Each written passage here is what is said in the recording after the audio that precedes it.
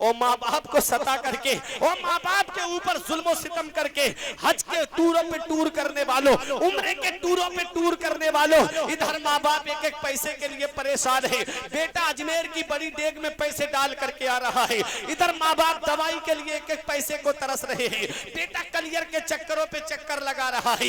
इतना याद रखना, मदीने वाले मुस्तफा फरमाते हैं जिससे उसके माँ बाप राजी है उससे अल्लाह राजी है, उसका रसूल राजी है, और जिससे माँ बाप नाराज है उससे ना अल्लाह राजी है ना उसका रसूल राजी है। तू चाहता है मदीने वाला तुझसे राजी हो जाए तो अपने माँ बाप को राजी कर ले। अरे तेरे माँ बाप राजी हो गए, हाथ उठा के दुआ कर दी तो तुझे अजमेर जाने की जरूरत नहीं पड़ेगी, अजमेर वाला खुद तेरे घर पे आ जाएगा।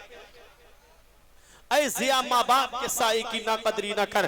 धूप काटेगी बहुत जब ये शजर गिर जाएगा, और धूप कैसी भी हो साया नहीं खोने देता, राह कैसी भी हो बेबस नहीं होने देता। बेच के अपना लहू चाहे वो रोटी लाए, बाप औलाद को भूखा नहीं सोने दे। ये बाप है जो अपनी औलाद के लिए क्या नहीं करता है।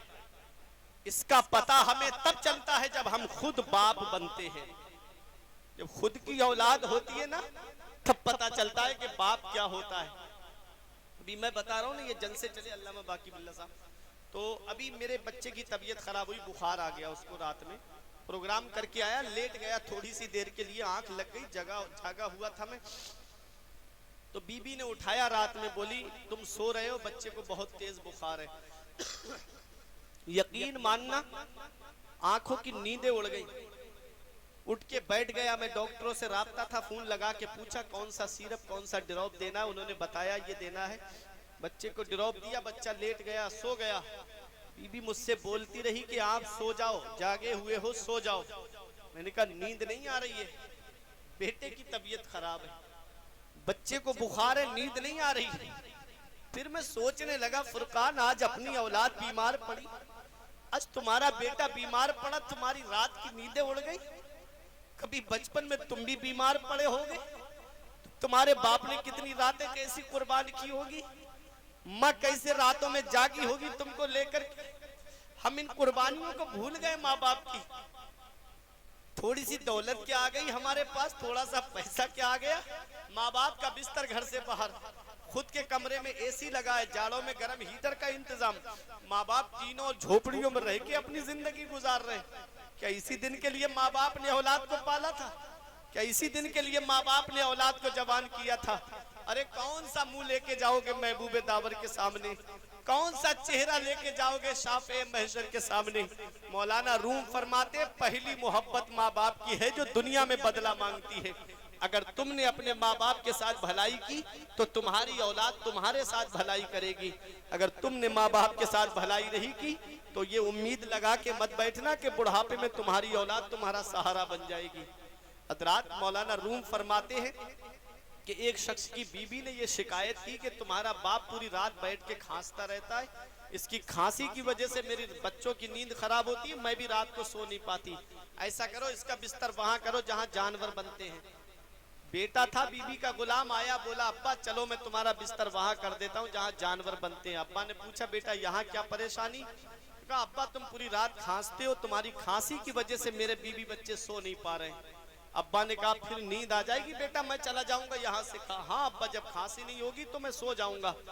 बाप ने कहा चल बेटा आप जहाँ चाहे तू वहां मेरा बिस्तर कर दे। तो अब्बा को पीठ पे लिया, बगल में कंबल दबाया और लेकर के चलने लगा। बहुत गौर से सुनना, उर्से दीवान शाह में आने वालों नौजवानों तुम्हें पैगाम दे रहा हूँ। उसका बेटा समझदार था, साथ में चला और जैसे ही उसने अब्बा का बिस्तर किया, कंबल ओढ़ने के लिए दिया तो उसके बेटे ने कंबल को किसी तरीके से आधा फाड़ लिया, आधा दादा को दिया और आधा लेके चलने लगा। तो उसके वालिद ने कहा बेटा इतने अच्छे लिहाफ रखे थे, तूने ये कंबल क्यों खराब कर दिया? इतने बेहतरीन कंबल घर पे रखे हैं, उनमें से कोई सा ले लेता, इसको क्यों फाड़ा? तो बेटे ने कहा अब्बा ये राज की बात है, ये वक्त आने पे बताऊंगा। बाप ने कहा नहीं आज ही बता क्या राज की बात है। कहा अब्बा आज तुम्हारे वालिद बीमार हो गए, बुढ़ापे को पहुंच गए, तुमने उनका बिस्तर जानवरों के बंधने की जगह पे कर दिया। कल जब तुम बूढ़े हो जाओगे तो मैं तुमको लाके यहीं लिटाऊंगा, तो ये आधा कंबल तुम्हें ओढ़ने के लिए दूंगा। ये पहली मोहब्बत माँ बाप की है जो दुनिया में बदला मांगती है।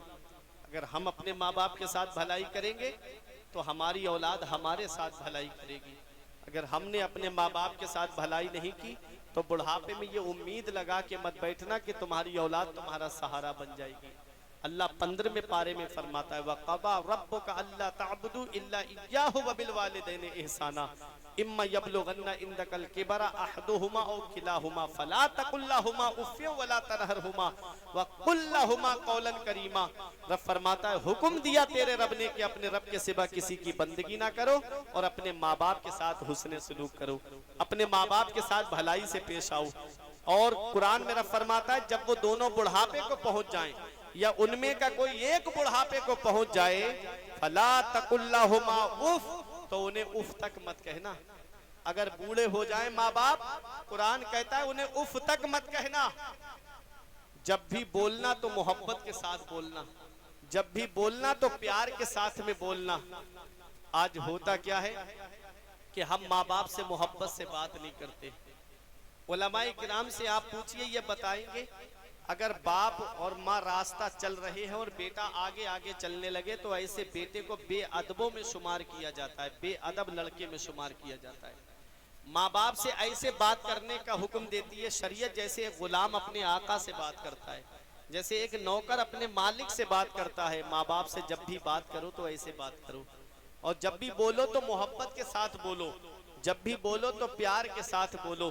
मुझे अफसोस होता है अपनी उस कौम पर, मैं ईसाले सवाब का मुनकिर नहीं हूँ, मैं खुद अल्हम्दुलिल्लाह ईसाले सवाब करता हूँ, लेकिन मुझे इस बात पे बहुत अफसोस होता है कि जब तक माँ बाप हयात होते हैं हम उनकी कदर नहीं जानते, उनकी खिदमत नहीं करते, और जब उनका इंतकाल हो जाए तो उनकी तरफ से कपड़े देने के लिए हम फकीर तलाश करते फिरते हैं कि कोई फकीर मिल जाता, हम अपने अब्बा की तरफ से कपड़े देना चाहते हैं, हम अपनी माँ की तरफ से जोड़ा देना चाहते हैं।